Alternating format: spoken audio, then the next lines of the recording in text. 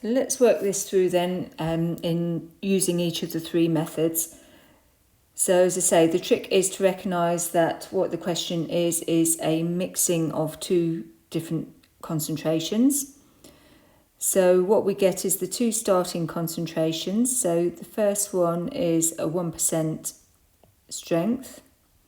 So that's 1 in 100. That's the original cream.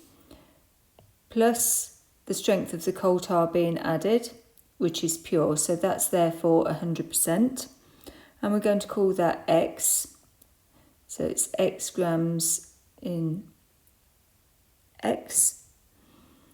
And that equals the final strength, which is 25%, which is 25 over 100. Now to make the maths easier, 25 in 100 becomes 1 in 4. So we therefore have 1 over 100 plus x over x equals 1 over 4. We can rearrange that equation, so let's move down here. So we've got 1 plus x over 100 plus x equals 1 over 4. So by rearranging the equation, so we are bringing this up here and this up here, we get 4 times 1 plus x is equal to 1 times 100 plus x. So this then becomes 4 plus 4x is equal to 100 plus x. So we then want to again rearrange so that we've got all of the x's on one side and all of the figures on one side. So I'll break this down into two different steps to make it a bit easier. So we will move that 4, so that becomes 4x equals 100 plus x minus 4. We'll then move the x over to this side, so we get 4x minus x is equal to 100 minus 4. So 4x minus x equals 3x, and 100 minus 4 is 96. So 3x is 96, so x equals 96 divided by 3, which equals 32 grams. Now I did write at the bottom of the sheet about applying a sense check, so we can check whether that makes sense. So we know that we've got 132 grams in total, so we've got 100 grams is the starting weight of the cream that we started off with, and we've added 32 grams of coal tar. So we have 132 grams of our 25% cream, the final product. So to check whether this would be 25%, we know that we had 1 gram in the original cream because the original cream was 1%, which is 1 gram in 100, and we've added 32 grams. So we have a total of 33 grams of coal tar in 132 grams of our final product, and that does indeed equal 1 over 4 or 25%. Okay, so that's the first method. That's the method employed by the book.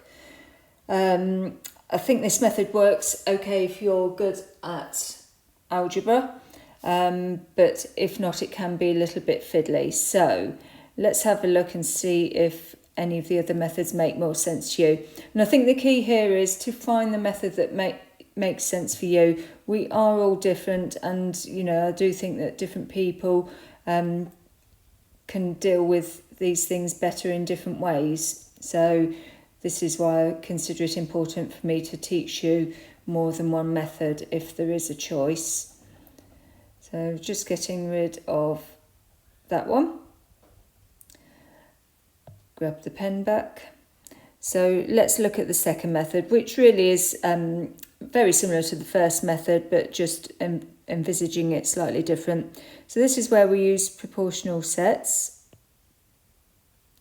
So we start off by drawing our proportional sets table.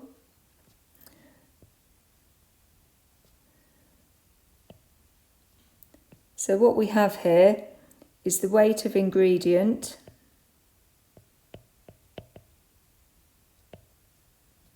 and the weight of the cream.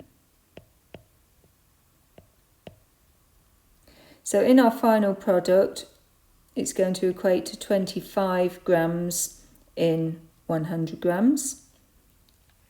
And that is going to be a mixture of the weight of our ingredients from the two strengths. So we have 1 gram in our starting strength of 1%, and we're adding our solid, sorry, it's not solid, our 100% coal tar extract, which we're calling X. So our pure ingredient, that's what I wanted to say. So the weight of ingredient in the final product is 1 grams in the 1% cream plus X, the amount that we're adding. And the weight of the cream is 100 grams, where we're starting off with 100 grams of the 1% cream, plus again the weight of the coal tar extract, which we are adding. So these two are the same because it's 100%. So that's 100 grams in 100 grams, or 1 gram in 1 gram. So that figure is always the same. So using our proportional sets, we then get 25 over 100 is equal to 1 plus X over 100 plus X. And once again, 25 over 100, it's easier to break that down into 1 over 4. So then we again rearrange our equation. So I'll take this one step at a time. So we get 1 plus X is equal to 1 times 100 plus X over 4, which becomes 4 times 1 plus X is equal to 100 plus X, which then becomes 4 plus 4X is equal to 100 plus X. I think we're on common ground here with the first method now. So we get 4x minus x is equal to 100 minus 4, which leads us back again to 3x equals 96. So x equals 96 over 3, which equals 32 grams. Okay, so that's using proportional sets. And we'll get rid of that and we'll lead on to the final method, which is the alligation technique. Now, when I first saw alligation technique printed in a book, it wasn't something I was ever taught back in my day at university. So I must admit my first thought was, what the dickens is this? But once I had a go myself, then it made perfect sense. And it's probably my preferred method now. So just to remind you, with alligation technique, we start off by drawing our grid.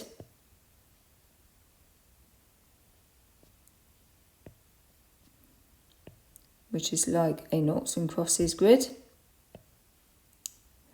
And what we add is our two starting strengths. So we're starting off with a 1% and we're starting off with 100%. So they go in the top and bottom left-hand corners. And then our final strength goes in the middle, 25. I'm going to change colour pen here to make this easier. What we then do is we subtract across the diagonal. So 100 minus 25 gives 75 in this corner. Let's get a different coloured pen.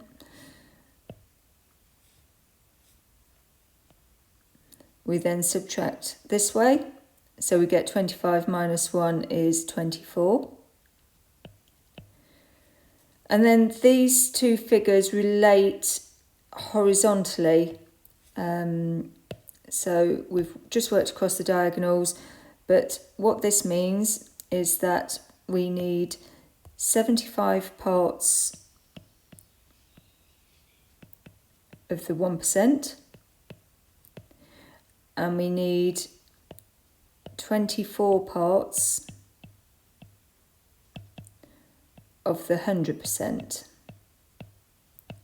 which means in total we have 99 parts.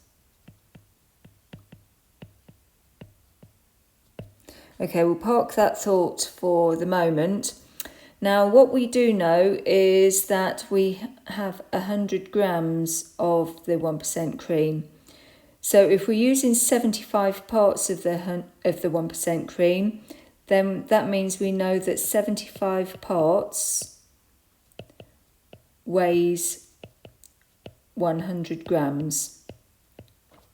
So therefore, 1 part must weigh 100 divided by 75, and we want to know the weight of 24 parts. So we need 24 parts of the 100%. So 24 parts